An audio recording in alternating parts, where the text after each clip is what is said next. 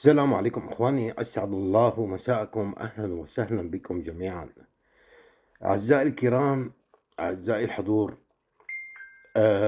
لا تنسونا بالاشتراك بالقناة فضلا وليس امرا، ويا ريت لايك مشان هالفيديو يطلع ومشان الناس كلها تتفرج شو عم بيصير بسوريا. نتكل على بركة الله اخواني. اول شغلة، حاليا انفتح اليوم مطار دمشق وبلشت حركة الطيران تشتغل بسوريا. طبعا وانفتح مطار دمشق، وانفتح مطار حلب، وأول طيارة طبعا نزلت مطار حلب جاية من مطار دمشق إلى مطار حلب. راح نشوفها مع بعض ثواني. طبعا المطار حاليا اليوم تاريخ 18 فتحت الرحلات وبلشت الرحلات تستقبل طبعا بالمدن السورية. ومطار دمشق طبعا جهزوه وبلشت صيانة للطائرات، وبلشت أمور كتيرة طبعا عم تتجهز بسوريا حاليا. هي تفضلوا، طيارة نزلت حاليا إلى مطار حلب.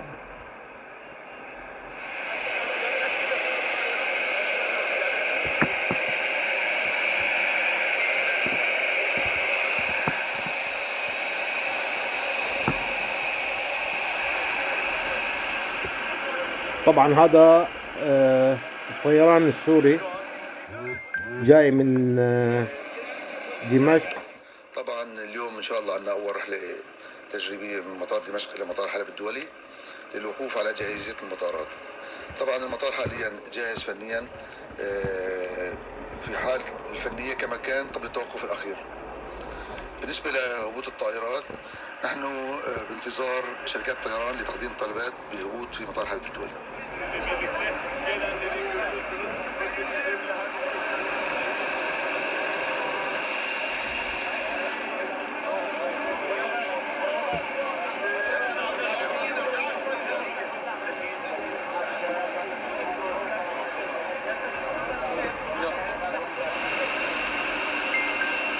طبعا مثل ما شايفين المطار مجهزينه.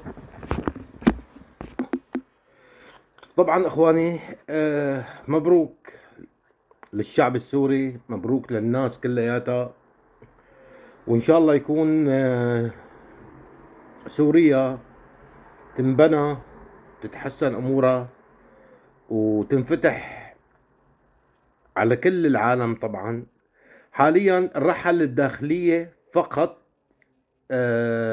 بالطيران، والمطارات مطار دمشق ومطار حلب فقط داخلي. خارجي حاليا ما في اي طائرات راح تطلع من تجي من الخارج. طبعا من هون لاخر الشهر ان شاء الله راح تبلش طبعا الرحل الخارجية. طبعا في تعهدات وفي امور كثيرة بس لتتوقع خارجيا. طبعا لسه هلا حاليا عم بيجهزوا مشان موضوع مين بده يستلم بسوريا حاليا.